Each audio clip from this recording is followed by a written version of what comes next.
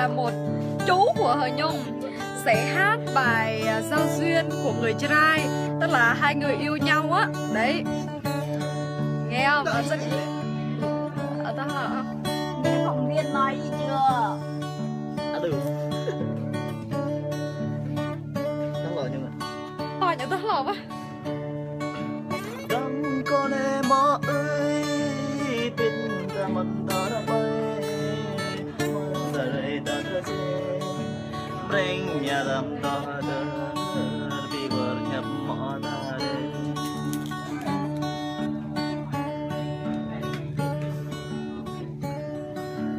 Biết nó cái về ta đã chết, biết nó cái về ta đã chết, bring nhà đầm ta đã.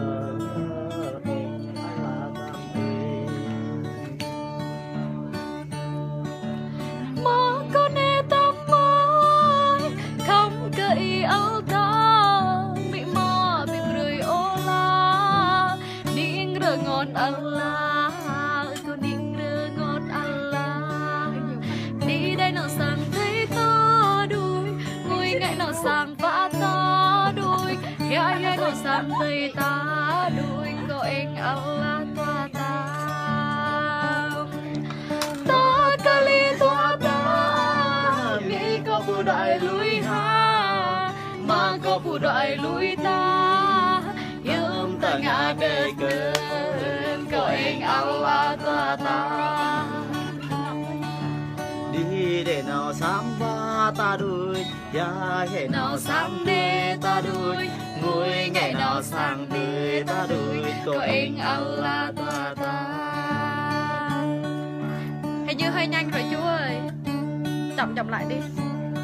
Vừa rồi mọi người vừa nghe một ca khúc gọi là dân ca trai giao duyên, là hai người này yêu nhau nhưng mà không thể đến với nhau tại vì ba mẹ gia đình không có cho phép đấy.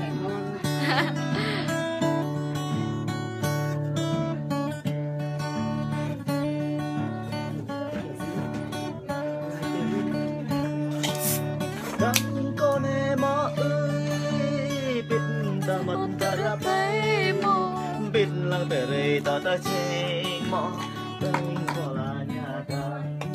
Chào tất cả anh em nhá.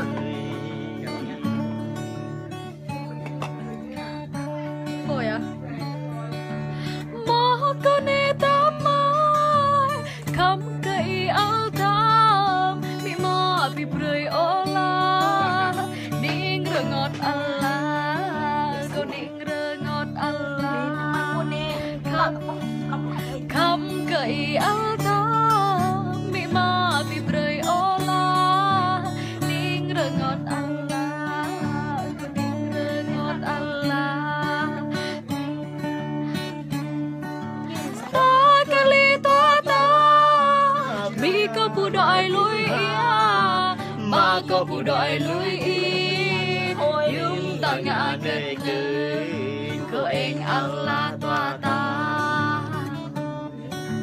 Đi đây nào sang sáng ta đuôi, ya ngày nào sang ba ta đuôi, ya ngày nào sang đi ta đuôi, có anh Allah toa ta.